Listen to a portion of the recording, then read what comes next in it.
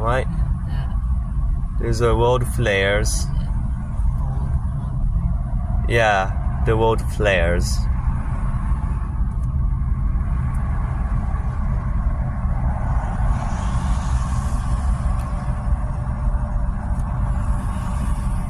I see a CHP.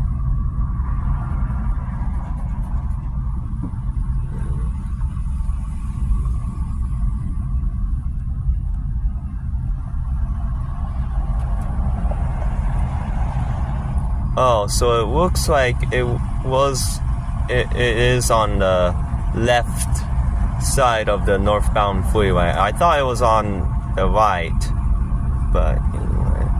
Oh my goodness. Whoa. There's a Dodge Charger CHP, and oh my goodness, that is a bad one. And it looks like that led to another. Oh.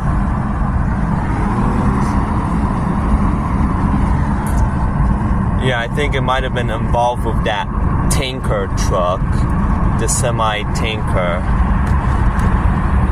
It looks like it. Yikes. Well, I hope hopefully everybody got safe. Hopefully everyone's okay, and I hope that victim is okay. And yeah, I hope. Thanks for watching.